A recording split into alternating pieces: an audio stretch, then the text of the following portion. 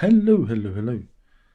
Yeah, we're recording this because if I do it live, YouTube takes 13 hours to make it active on the feed, which kind of defeats the point of doing these because you know 13 hours to encode a live video. Meaning with Twitch it's almost instantaneous, but then the U in YouTube is for useless.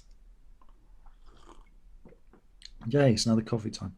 So yeah, I watched that. I watched that Dominic Cummings interview. For those who aren't in know, Dominic Cummings was one of the top advisors to Boris Fluffy Hair Johnson, our esteemed leader, our Prime Minister.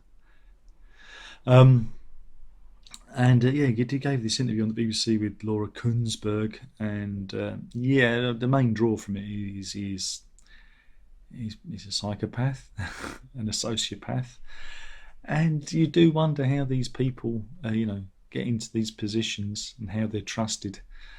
I mean, look, Bojo is a blathering idiot. We know that. He doesn't try to hide the fact. We know who and what he is.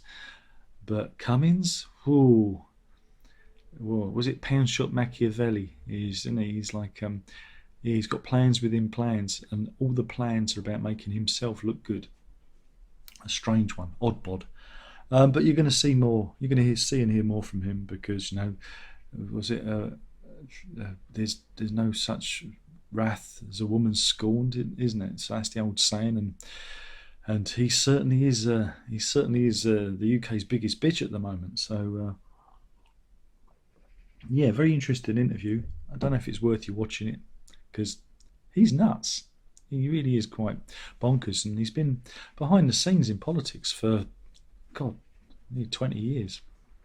So you do wonder, what strings he's been pulling. But his nose was put out of joint because Mrs. Bojo, the new Mrs. Bojo, how many have there been, has kind of put him in his place and was, I think she wanted to give him the old heave-ho. And the thing is you never try and oust the missus, do you?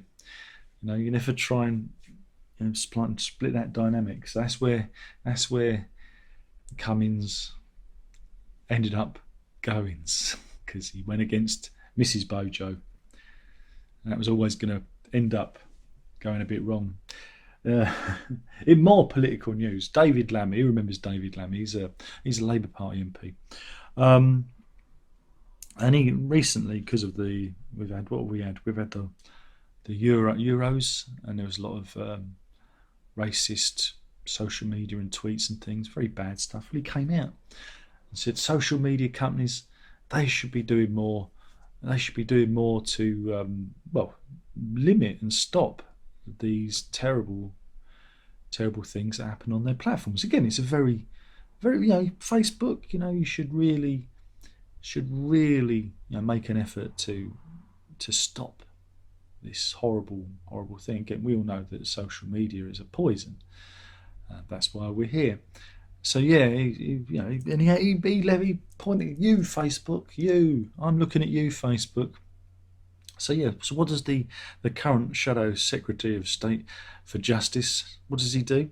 Well, 3 weeks after making these bold assertions against the social media giants, he does one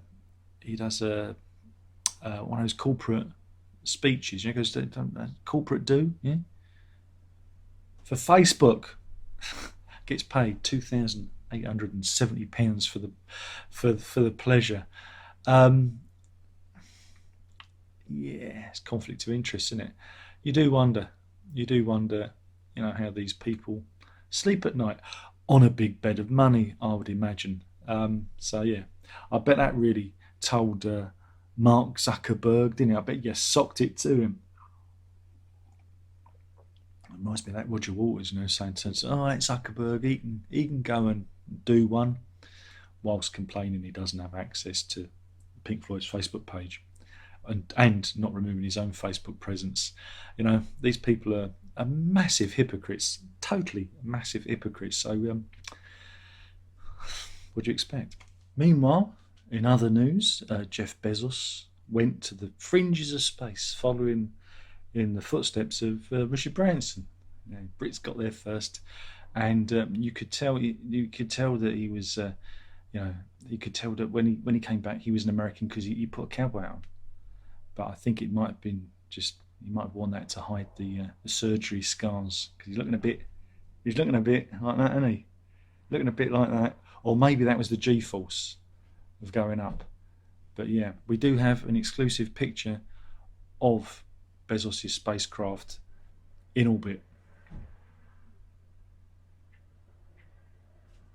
What should we have now? How about a little bit of climate news? It's very warm at the moment. It's that global warming. Hopefully, the gas bill will go down. That's what I'm looking forward to. But yeah, this is a good one. Um, this is a study from the University of Queensland, Australia, Canterbury, and Queensland, Australia, and Canterbury, New Zealand. They were doing studies on the movements of wild pigs. Wild pigs. And they deducted with their research that because the way pigs are, they're foragers. They like to have a good old forage. Truffles. They're truffle pigs. Has anyone seen that trailer, that film? Where Nicolas Cage loses his truffle pig and goes on the rampage. That's something else. I'll have to review that one so no one can watch it. But I reckon that wild pigs are responsible for producing 4.9 million metric tonnes of carbon dioxide, mainly because of their foraging. And this is globally. And that's the equivalent of them putting out the same pollution as 1.1 million cars. Who'd have thunk it, eh? Those little porkers. Who'd have thunk it? So the only way you can combat it, eat more bacon. See, vegetarians, they've got it all wrong. We'll eat more bacon and then we'll save the planet. It's also very tasty as well, isn't it? Meanwhile, in probably one of the most millennial stories I've read lately, and it's also an incredible first world problem. This is the story um, of a lady called Hilary Morgan, uh, and she lives in Cardiff. She has a house, and I mean I'm looking at the pictures. I put the picture up, and it doesn't look particularly remarkable. She's painted it pink, but she reckons she sometimes can't get into her own home because there are streams of Instagram influencers turning up at her door to take pictures outside it. Now, I don't see it myself. It looks pretty unremarkable. But surely she could just get them to move. I mean, do they form a human chain? Are they particularly large? I don't know. I can't see the problem myself. Or maybe she's just promoting her own. She's promoting her own comedy career because she's a professional comedian. So I've got a feeling it's a bit of a whiff of bit of a fake news, and it fake news Trumpy when we need him. And the final story we've got, again, it's another bit of an odd one. This is art. This is art. It's the Louvre. I remember went to Paris, went to go into the Louvre, and it was closed on Tuesdays, so I couldn't get in. Who closes a museum on a Tuesday? But yeah, they've taken legal action against Pornhub. Why? Why? And will it be successful? Apparently, there's a new app. Pornhub have released an app. I've not tried it. Not tried it. But if you use its classic nudes platform,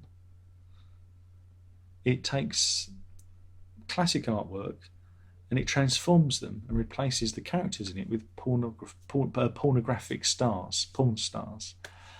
Um,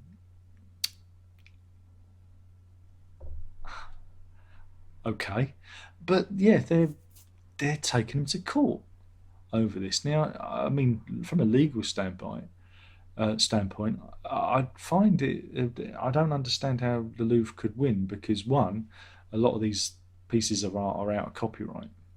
I suppose if they could prove it was the picture that they took, they'd own the copyright to that. But also, wouldn't it come under parody? Because these are like parodies of the original artwork. I think the Louvre's crack art crime team are out to get me. Yeah, so the Louvre and the Uffizi, uh, yeah, are suing them for rights infringement. So yeah, they want any reproductions of works that are displayed that are currently being displayed in the flesh. Do you get it? In the flesh, porn? No. Removed from the site. So it's like okay, but like I said, I thought if it's kind of parody, if it's a transformative work, I don't think they have much chance of doing it. Yeah, yeah. So yeah, these are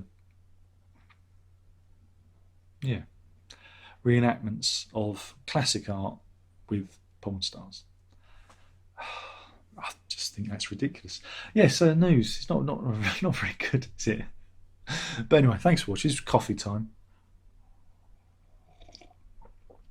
Shame I couldn't do it live because it's nice to have a chat with people. But you know what? You know what YouTube are like. They're a bit useless, but we'll drop in the pictures and we'll upload this, and it'll be up. It'll be ready for you a lot quicker. Okay. Anyway, thanks for watching. My name's Darren Lock, and don't forget to drink it up.